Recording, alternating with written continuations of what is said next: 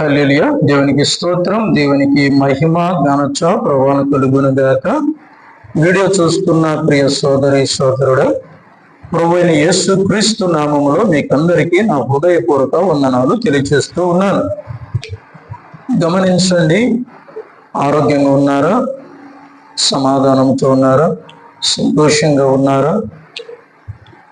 దేవుని యొక్క కృప కనికరములు, దేవుని యొక్క సమాధానము మీకు మీ కుటుంబాలకు ప్రభు అనుగ్రహించునుగాక. దేవుడు నిత్యము మిమ్మలను సత్య మార్గములో నీతి మార్గములో నడిపించునుగాక.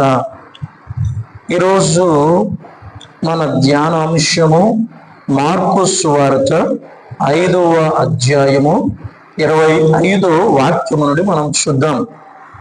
12 ఏళ్ల నుండి రక్తస్రావము రోగము కలిగిన ఒక స్త్రీ ఉండెను. ఆమె అనేక వైద్యుల చేత ఎన్నో తిప్పలు పడి తనకు కలిగినదంతయు వ్యయము చేసుకొని ఎంత మాత్రమును ప్రయోజనము లేక మరింత సంకట పడెను. ఇక్కడ మనం గమనించినట్లయితే యేసుక్రీస్తు ప్రభుల వారు శరీరధారిగా ఈ లోకములో ఉన్నప్పుడు అనేక ప్రాంతాలు యేసు ప్రభుల వారు తిరుగుతూ పరలోక రాజ్యము సమీపించుచున్నది, మారు మనసు పొందుడి అని చెప్పి సువార్తను ప్రకటిస్తూ తన చెంతకు వచ్చిన వారిని, అనారోగ్యంతో ఉన్న వారిని అందరినీ స్వస్థపరుస్తూ, దయాలకు వచ్చిన వారికి విడుదలిస్తూ, మృతులను సజీవులుగా లేపుతూ, ఆకలి గొనిన వారికి ఆహారం పెడుతూ, ఈ విధముగా ప్రభు యొక్క పరిచర్య సాగుతూ ఉన్న సమయంలో ఒక స్త్రీ 12 సంవత్సరాలుగా రక్తస్రావముతో బాధపడుతూ ఉంది. ఒక రోజు కాదు, 2 రోజులు కాదు, నెల కాదు, 2 నెలలు కాదు, సంవత్సరము కాదు, 12 సంవత్సరాలు ఆమె రక్తస్రావముతో వేదన పడుతూ ఉంది. రసంగా గమనించండి, మనకు కొన్ని రోజులు అనారోగ్యంతోనే మనం భరించలేము. కొన్ని రోజులు ఏదైనా ఒక అనారోగ్యం వచ్చి మనము కృంగిపోతాము, నలిగిపోతాం. అయితే ప్రియ సోదరి సోదరుడు, 12 సంవత్సరాల ఈమె ఎంత వేదన చెంది ఉంటుంది, ఎంత బాధపడి ఉంటుందో ఒకసారి ఆలోచించండి. అనేక మంది డాక్టర్ల దగ్గరికి వెళ్ళింది, తనకున్న డబ్బునంతా వ్యయం చేస్తుంది. తన దగ్గర 50 పైసా కూడా డబ్బు లేని స్థితికి వచ్చేస్తుంది. ఏ డాక్టరు ఆమెను బాగు చేయలేకపోయింది. ఇక ఈ వ్యాధి నా మరణానికే వచ్చింది అనుకునింది. సంకట పడిపోయింది, దిగులు పడిపోయింది. నాకున్న డబ్బు అయిపోయింది, నా రోగం బాగు కాలేదని చెప్పి ఆమె దిగులు పడింది. ఈరోజు కూడా నువ్వు ఏ స్థితిలో ఉన్నావో నాకైతే తెలియదు. ప్రియ సోదరి సోదరుడా, నువ్వు నీకున్న సమస్యను బట్టి, నీకున్న అనారోగ్యాన్ని బట్టి, నీకున్న శోధనను బట్టి, నీకున్న ఇబ్బందులను బట్టి ఒకవేళ నీవు సంకట పడిపోయి ఉన్నావేమో ఈ స్త్రీలాగా. ఇక నా బ్రతుకు ఇంతేనేమో, ఇక నా జీవితం ఇంతేనేమో, నా జీవితము నాశనం అయిపోయిందేమో, పతనం అయిపోయిందేమో అని నువ్వు దిగులు పడుతున్నావేమో. ప్రియ సోదరి సోదరుడా, వాక్యం చదివిస్తుంది, నువ్వు భయపడవద్దు. ప్రభు అన్నాడు, భయపడకుము, నేను నీకు తోడై ఉన్నాను అంటున్నాడు. వాగ్దానం చేస్తున్న దేవుడు నమ్మదగిన దేవుడు. దిగులు పడకము, నేను బలపరుస్తాను అంటున్నాడు. నీకు సహాయం చేయవాడు నేనే అంటున్నాడు. నీతి అను నా దక్షిణ హస్తం నిన్ను ఆదుకుంటుంది అంటున్నాడు ప్రభు అయిన యేసు క్రీస్తు ప్రభుల వారు.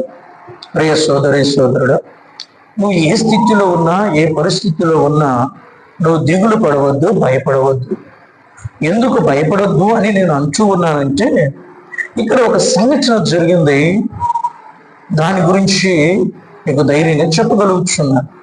ఆ స్త్రీకి ఉన్నటువంటి వ్యాధి ఆమె జీవితాన్ని ఇక మరణం వరకు తీసుకొని వెళ్ళిపోయింది. నా బ్రతుకు ఇంతే అనుకునింది. అయితే ఒకానొక రోజు యేసు క్రీస్తు ప్రభుల వారు ఆ ఊరి గుండా, ఆమె ఏ ఊర్లో ఉందో ఆ ఊరి గుండా వెళుతున్నాడని తెలుసుకుని, అప్పటికే ఆమె యేసు ప్రభుల వారి గురించి విని ఉంది, యేసయ్య చేసే కార్యాల గురించి విని ఉంది.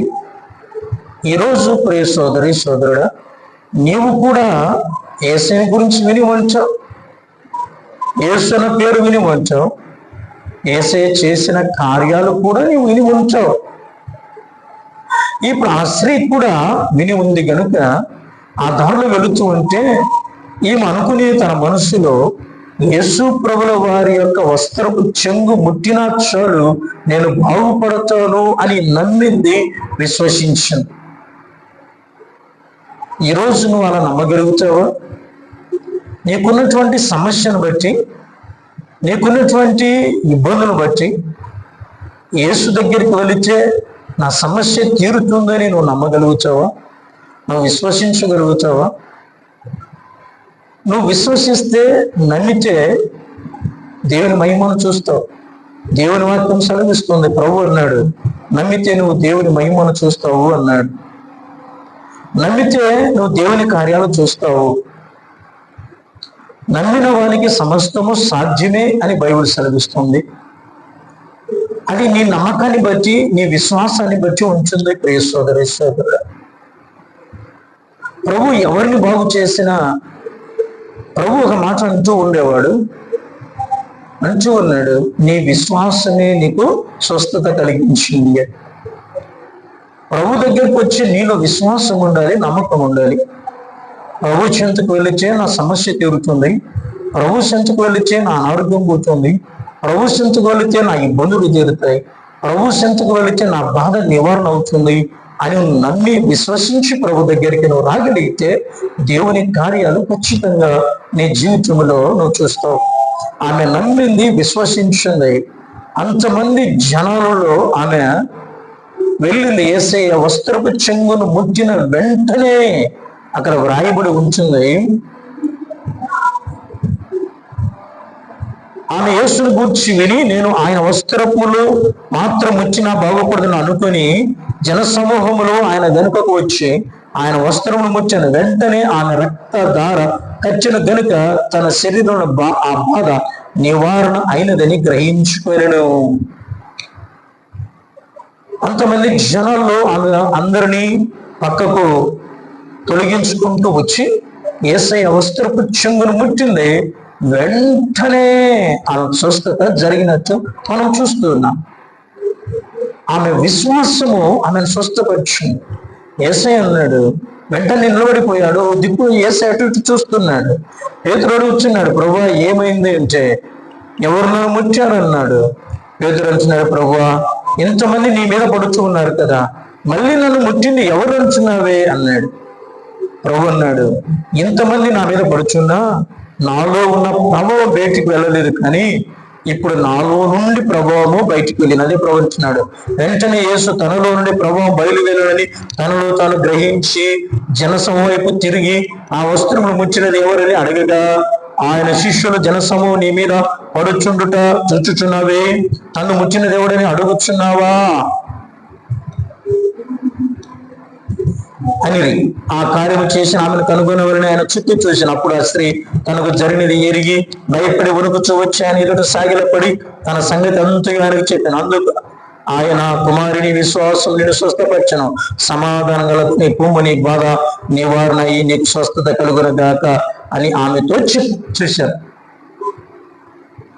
ప్రభువులో నుండి ప్రభావం వెళ్ళేమని స్వస్థపరిచింది. ప్రభు అంటున్నాడు, అమ్మ నీ విశ్వాసం నిన్ను స్వస్థపరచు. ప్రియ సోదరి సోదరుడు, నువ్వు ఏ బాధలో ఉన్నా, ఏ సమస్యలో ఉన్నా నువ్వు భయపడవద్దు. ప్రభు చెంతకు రా, ప్రభువును అడుగు, ప్రభువును నువ్వు అడుగు. ప్రభు అన్నాడు, అడుగుడి మీకు ఇవ్వడును అన్నాడు. కనుక ప్రభువుని అడిగి చూడు, నీ సమస్య నుంచి నీకు విడుదలనిస్తాడు, నీ బాధ నుంచి విడుదలనిస్తాడు, నీ ఇబ్బందుల నుంచి నీకు విడుదలనిస్తాడు. ప్రభు కార్యం చేస్తాడు. ప్రభు దానితో అన్నాడు, నీ విశ్వాసం నిన్ను స్వస్థపరిచాం. నువ్వు నమ్మకంతో ప్రభు చెంతకు రాగలిగితే, విశ్వాసంతో ప్రభు చెంతకు రాగలిగితే ఖచ్చితంగా దేవుడు నీ ఎడల కార్యం జరిగిస్తాడు. నమ్ముతున్నావా? విశ్వసిస్తున్నావా? అయితే ప్రభు చెంతకు వచ్చి చూడు ఒకసారి. దావీదన్నాడు, రుచి చూసిన నీ యెహోవాని ఎరిగి తిని అని. కనుక నీ సమస్య ఏదైనా సరే ప్రభు చెంతకు వచ్చి ప్రభువుని అడిగి చూడు. ప్రభు కార్యాలు ఖచ్చితంగా నీ జీవితంలో జరుగుతాయి. ఆమెకున్న బాధ నివారణ ఏ విధంగా అయిందో నీకున్న సమస్యలు కూడా తొలగిపోయి నువ్వు సమాధానం పొందుకుంటావు. నీ సమస్య నుంచి విడుదల పొందుకుంటావు. అటువంటి కృప దేవుడు నీకు అనుగ్రహించును గాక. ప్రార్థించుకుందాము.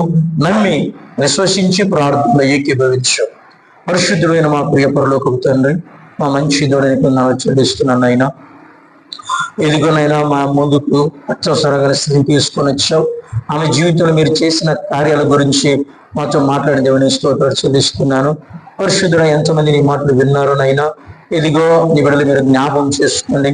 ఏ బాధలో ఉన్నారో నాకు తెలియదు, ఏ సమస్యలో నాకు తెలియదు, ఏ ఇబ్బందులు నాకు తెలియదు, కానీ సమస్తమును ఎరిగినది కూడా కనుక నీ బిడ్డలు మీరు కనికరము చూపండి ప్రభా.